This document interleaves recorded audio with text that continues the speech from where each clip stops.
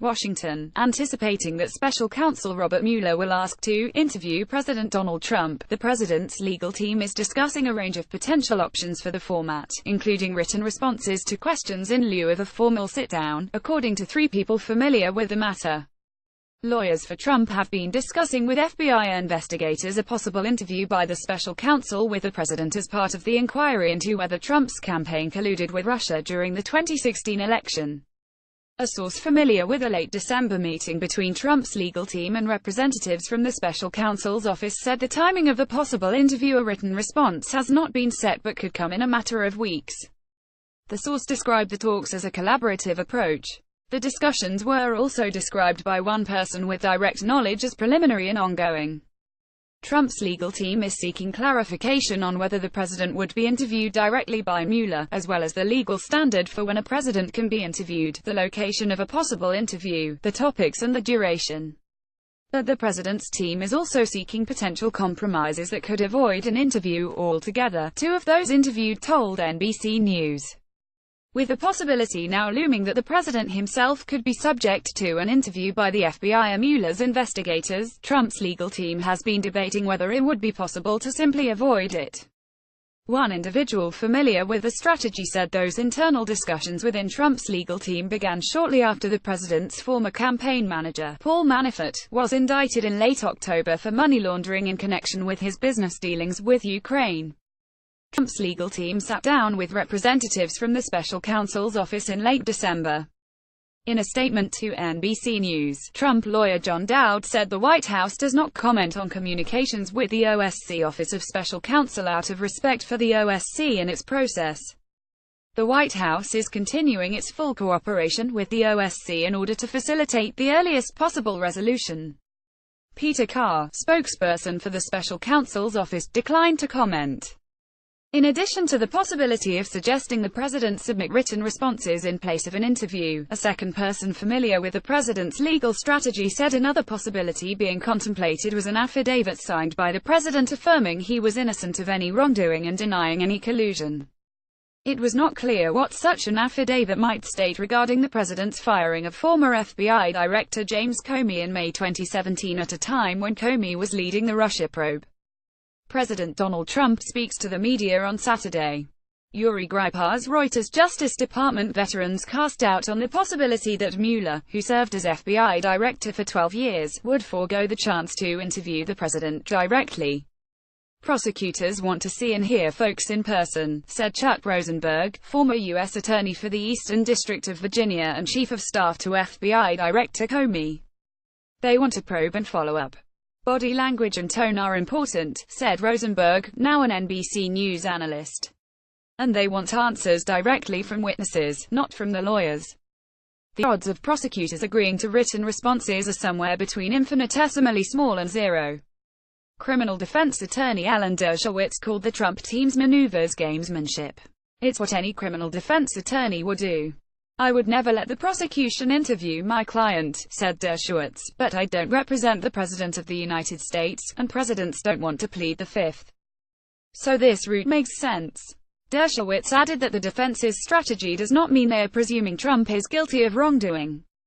Robert Mueller. Tom Williams CQ roll call file. The White House and Justice Department initially tried to portray the Comey firing as a result of Comey's handling of the investigation into Clinton. But in an interview with Lester Holt of NBC News 2 days after the firing, Trump tied his actions directly to Comey's investigation of Russia. Comey later testified that Trump tried unsuccessfully to get Comey to drop his investigation into Michael Flynn, Trump's first national security advisor. The president has continued to insist publicly that he is not under investigation and has described the Justice Department investigation as a hoax and a conspiracy cooked up by the FBI in concert with his political opponents. But the intelligence community has been definitive that Russia attacked the integrity of the 2016 election and sought to push the outcome in Trump's favor. While Trump said during the campaign that he was not aware of any of his aides meeting with Russians, multiple members of his own family and the inner circle have since acknowledged that they did. If there's really nothing to hide, then I would think there's no danger in him sitting down with anyone and speaking freely to them. Some of the president's own actions following his inauguration, including the handling of the White House, departure of Flynn and the firing of Comey in May 2017, have caused the probe to widen to include the possibility of obstruction of justice related to the initial investigation.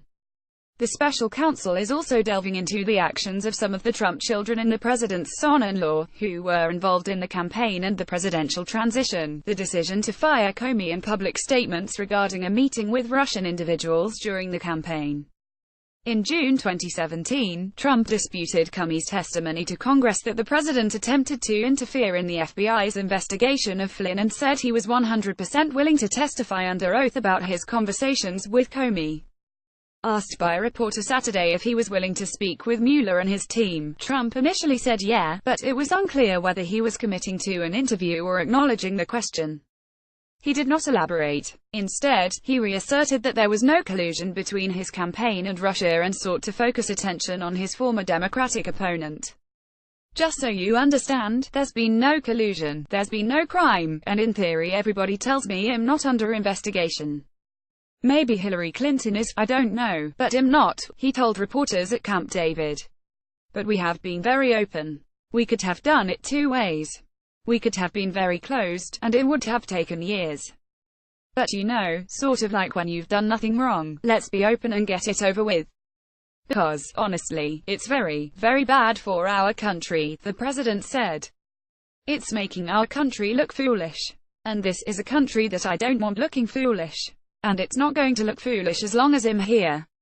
Hillary Clinton, who lost the 2016 election to Trump, sat for a day-long interview at FBI headquarters during the campaign as part of a separate probe into whether she mishandled government email. The FBI found no evidence of a crime, but Trump continued to cite the interview throughout the campaign and called for her imprisonment. Robert Dalek, a presidential historian, said any risk in Trump speaking to the special counsel under oath depends on what he would say. It very much depends on whether the president has things to hide. If there's really nothing to hide, then I would think there's no danger in him sitting down with anyone and speaking freely to them, Dalek said. But if there are things to hide, obviously there are risks.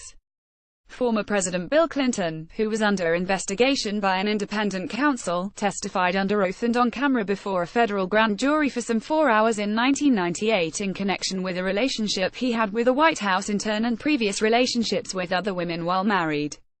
The dramatic testimony drew widespread national attention and, under questioning about the intimate nature of his relationship with Monica Lewinsky, Clinton appeared uncomfortable and halting at times.